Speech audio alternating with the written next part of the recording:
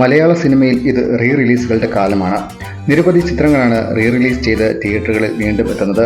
Super താരങ്ങളുടെ നിരവധി ചിത്രങ്ങൾ വീണ്ടും റിലീസ് ചെയ്ത് തിയേറ്ററുകളിൽ എത്തിയിരുന്നു. ഒടുവിൽ മമ്മൂട്ടിയുടെ വടക്കൻ വീരഗാഥ തിയേറ്ററിലെത്തി നേട്ടമുണ്ടാക്കി. ചിത്രത്തിൽ മമ്മൂട്ടി ചന്തുവായി നിറഞ്ഞാടി. ഇപ്പോഴത്തെ മമ്മൂട്ടിയുടെ മറ്റൊരു ചിത്രത്തിന്റെ അപ്ഡേറ്റാണ് പ്രേക്ഷകരിൽ ആകാംക്ഷ ഉണ്ടാക്കുന്നത്. മമ്മൂട്ടിയുടെ എക്കാലത്തെയും സൂപ്പർ ഹിറ്റ് ചിത്രങ്ങളിൽ ഒന്നായ ധ്രുവം OTTയിൽ എത്തിയിട്ടുണ്ട് എന്ന വാർത്തയാണ് ഇപ്പോൾ വരുന്നത്. 1993 ജനുവരി 27 ഈ ചിത്രം ആദ്യം റിലീസ് ചെയ്തത്. ആമസോൺ പ്രൈം വീഡിയോയിൽ മമ്മൂട്ടിയുടെ ഈ ചിത്രം സ്ട്രീമിംഗ് ചെയ്യുന്നുണ്ട്.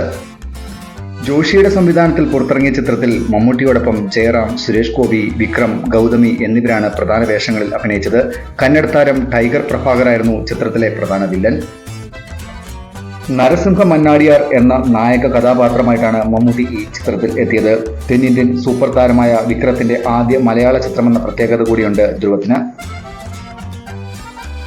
മനോഹരങ്ങളായ ഗാനങ്ങളാണ് ഈ ചിത്രത്തിലുണ്ടായിരുന്നത്. മമ്മൂട്ടിയുടെ മാസ് ഡയലോഗുകളും ഇമോഷണൽ സീനുകളും സിനിമയുടെ ജനപ്രിയതയുടെ പ്രധാന കാരണങ്ങളാണ്.